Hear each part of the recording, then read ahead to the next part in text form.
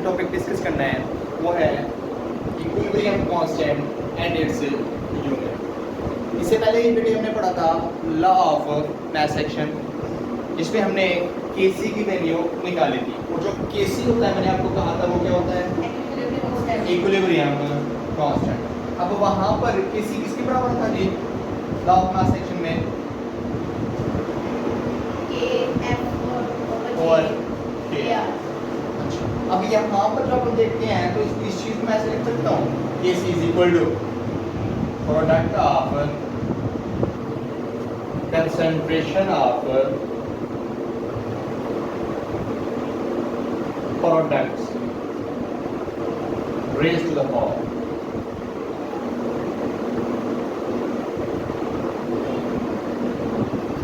और product of concentration of reactants raised to the power। अब क्या मतलब है इस चीज का? ऊपर वाला क्या है जी, फॉरवर्ड है, तो फॉरवर्ड रिएक्शन क्या बनाता है, प्रोडक्ट्स बनाता है। तो प्रोडक्ट्स हमेशा क्या आते हैं बेटे, ऊपर को आते हैं। और जो नीचे वाला क्या है, रिएक्टेंट्स। रिएक्टेंट्स कौन बनाता है, रिवर्स रिएक्शन। रिवर्स रिएक्शन के नतीजे में वापस क्या आते हैं बेटे, रिएक्टेंट से बन जाते हैं। अब कैसे की समझ आ गई, किसे कहते हैं, equilibrium constant is defined as product of concentration of product raise to the power और product of concentration of reactants raise to the power of its components. मतलब जितने भी है कोई कांस्टेंट वैल्यू है उसके ऊपर क्या आ गई, पावर आ गई, ठीक है। अच्छा, उसका भी क्या लेंगे हमने, प्रोडक्ट। अब हमने क्या है कि इक्विलिब्रियम कांस्टेंट की समझ है हमें, हमने बेसिकली निकालेंगे है जी यूनिट्स।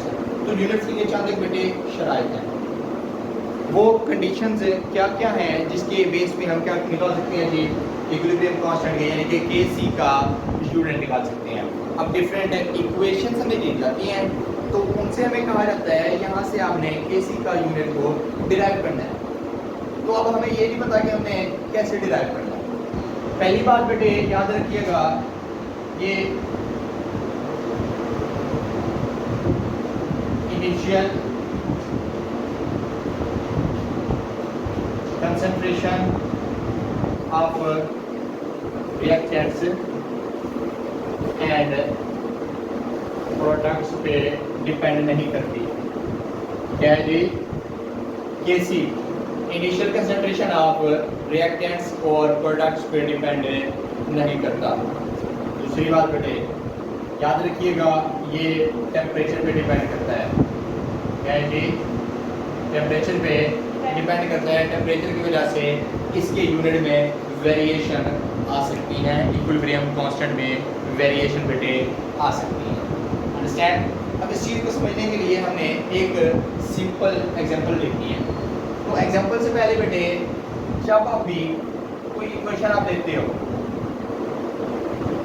तो फौरन ये आपने देखना है जी रिएक्टेंट्स वाली साइड और प्रोडक्ट्स वाली साइड में अगर इक्वल नंबर ऑफ मोल्स होंगे, क्या होंगे जी, इक्वल नंबर ऑफ मोल्स होंगे।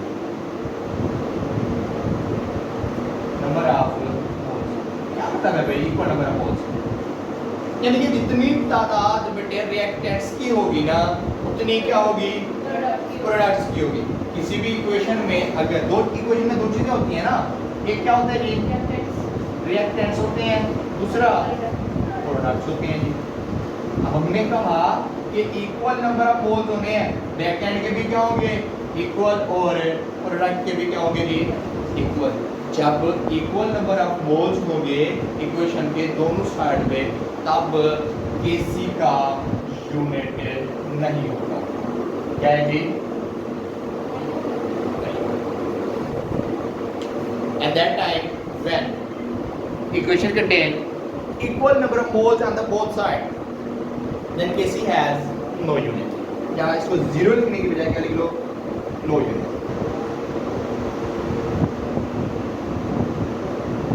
अब इस चीज़ को एक्सप्लेन करना है। एक एग्जांपल लेते हैं जी, H2 plus I2 will change into 2HI। अब मोलर कंसंट्रेशन का यूनिट क्या था? मोल पर डेसीमीटर क्यूब। क्या जी? मोल पर डेसीमीटर क्यूब, एक ही बात है। अच्छा, अब कितने मोल्स हैं हाइड्रोजन के? कितने मोल्स हैं? ये बेटे ये जो होते हैं ये एटम्स होते हैं। जो मोल्स होंगे वो कहां पर लिखे जाएंगे? पहले। ये क्या होंगे इसके? एटम्स होंगे। हाइड्रोजन एटम्स की बात करें तो कितने हैं? आयोडीन एटम्स कितने हैं? मोल्स कितने हैं? और आयोडीन के मोल टोटल कितने हैं? अब 2 मोल यहाँ पे हैं तो दूसरी साइड पे रहते हैं HI। अब HI को देखो यहाँ पर कितने मोल्स हैं? कितने हैं जी? क्लियर है? अब रिएक्टेंट्स वाली साइड पे भी 2 मोल्स, प्रोडक्ट वाली साइड पे भी 2 मोल। जब बेटे हमने कहा दोनों साइड पे इक्वल नंबर ऑफ मोल्स होंगे, रिएक्टेंट्स वाली साइड पे भी इक्वल, प्रोडक्ट वाली साइड पे भी equal, at that time Kc will have no unit.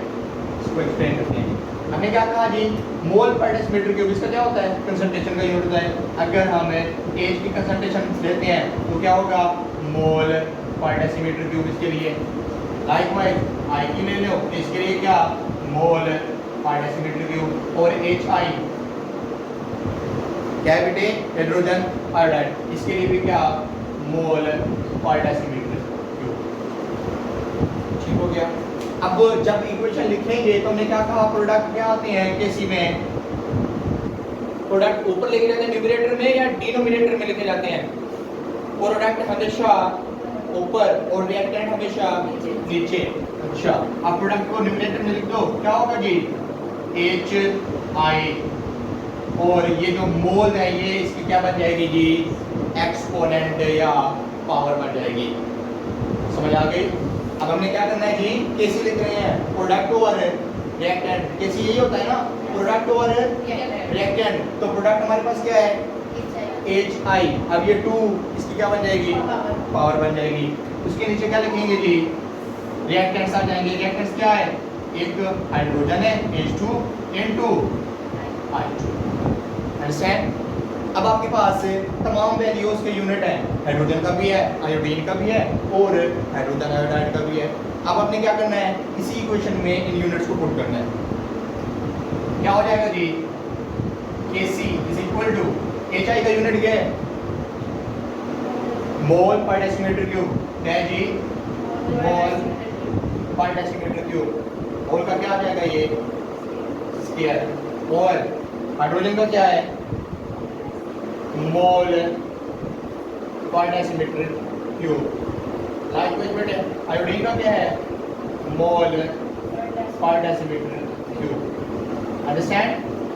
अच्छा, अब इस मोल पर डेसीमीटर क्यूब के साथ एक कैंसिल कर सकते हैं कि नहीं कर सकते? अच्छा, अब दूसरा मोल पर डेसीमीटर क्यूब जो रिमेन है वो इसके साथ कैंसिल। अब इसका यूनिट क्या आएगा? No unit. पीछे ही हमने क्या बात की थी जी? जब इक्वल नंबर ऑफ मोल्स होंगे तब Kc का यूनिट नहीं होगा। हमने कंडीशन दी थी कि जिस इक्वेशन में रिएक्टेंट्स और प्रोडक्ट्स में इक्वल नंबर ऑफ मोल्स होंगे तब Kc का यूनिट नहीं होगा। तो वो चीज़ क्या होगी बेटे? प्रूव होगी। क्लियर है? नेक्स्ट है जी, इसके साथ साथ एक और कंडीशन है। अगर हम कहें कि इक्वल नंबर ऑफ मोल्स नहीं है, क्या बात करेंगे? इक्वल नंबर ऑफ मोल्स नहीं है क्या? तब Kc का कोई यूनिट होगा? क्या होगा? Kc का यूनिट होगा। इस चीज को प्रूव करें कैसे? क्या बात कर रहे हैं जी?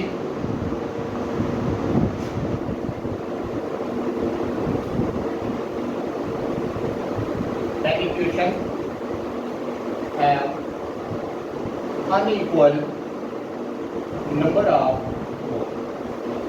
क्या मतलब भाई? इक्वेशन में कितनी चीजें हैं? 2 चीजें, रिएक्टेंट्स और प्रोडक्ट्स। अब अगर रिएक्टेंट्स वाले साइड पे 2 मोल्स हैं तो प्रोडक्ट वाली साइड पे कितनी आ रही हैं? 5 आ रहे हैं। फर्स्ट किया रिएक्टेंट वाली साइड पे 3 आ रहे हैं, तो प्रोडक्ट वाली साइड पे कितने आ रहे हैं? 2 आ रहे हैं। यानी कि अनइक्वालिटी होगी। क्या होगी जी? Inequality. When there is unequal number of moles on both side of the equation then Kc have some unit. Kc का क्या होगा? कोई ना कोई यूनिट होगा, उस चीज को देखते हैं। इसके लिए हम क्या लेते हैं जी? एग्जांपल लेते हैं। क्या लेंगे ये example? n2 plus 3h2 will change into 2nh3। Clear है? अब इसका Kc लिखो, कैसे लिखोगे? Kc क्या होता है? हमें तो पता ही नहीं। क्या होता है? प्रोडक्ट और रिएक्टेंट्स। तो प्रोडक्ट हमारे पास क्या है? NH3 और ये 2 और N2 N2। इसको कैसे लिखेंगे? शाबाश। क्या लिखेंगे जी? H2 और 3 पावर पर भी। अंडरस्टैंड? अब पहले ये तो देखो कि इक्वल नंबर मोल्स हैं कि नहीं है। अब यहाँ पर नाइट्रोजन कितने मोल है? 1 प्लस हाइड्रोजन कितने मोल है? 3। टोटल कितने होगी जी यहाँ साइड पे? इस साइड पे होगी टोटल 4। अगर हम प्रोडक्ट की बात करें तो इधर कितने हैं? कितने मोल हैं? 2। रिएक्टेंट वाली साइड पे कितने हैं? 4। प्रोडक्ट वाली साइड पे अनइक्वालिटी है कि नहीं है? अनइक्वालिटी का लफ्ज नहीं होता वैसे, इनइक्वालिटी। ठीक है, तो अनइक्वल नंबर मोल्स है ना, यहाँ पर 4 आ रहे हैं, यहाँ पर 2 आ रहे हैं। अब हमने क्या कहा था कि जब अनइक्वल नंबर ऑफ मोल्स होंगे तब Kc का कोई ना कोई यूनिट होगा। हम उस चीज को देख रहे हैं जी। देखो जी, Kc NH3 का यूनिट क्या है? शाबाश, मोल पर डेसीमीटर क्यूब। मोल का स्केयर और पर डेसीमीटर क्यूब। N2 मोल पर डेसीमीटर क्यूब। होल का बेटे क्यूब। क्या आ जाएगा? होल का क्यूब आ जाएगा। अंडरस्टैंड? समझ आ गई? अच्छा, अब 1 मोल पर डेसीमीटर क्यूब इसके 1 के साथ कैंसिल। अब दूसरा मोल पर डेसीमीटर क्यूब इसके साथ कैंसिल। कितने बन जाएंगे यहाँ पर? क्या बन जाएंगे जी? 2। अब इस 2 को अंदर क्या करो? Multiply. Kc is equal to 1 over मोल पर डेसीमीटर क्यूब होल। अंडरस्टैंड? अब अंदर इसको क्या करो? मल्टीप्लाई करो। क्या मैं ऐसे लिख सकता हूँ? Kc is equal to 1 over mole square decimetre -6। लिख सकता मैं नहीं लिख सकता? Mole square decimetre. अंडरस्टैंड? जब ये ऊपर आएगी इक्वेशन के तो Kc किसके बराबर हो जाएगा? Kc will be equal to per mole square decimetre 6। और ये क्या है जी? Kc का यूनिट है। क्यों निकला यूनिट है? क्योंकि क्या लिया हमने इक्वेशन में? अनइक्वल नंबर ऑफ मोल्स लिए, क्योंकि रिएक्टेंट्स वाले साइड पे कितने थे? 4 नंबर ऑफ मोल्स और प्रोडक्ट वाले साइड पे। तो हमने कहा था कि जब अनइक्वल नंबर ऑफ मोल्स होंगे तब Kc का कोई ना कोई यूनिट होगा और ये क्या होगी चीज? अंडरस्टैंड?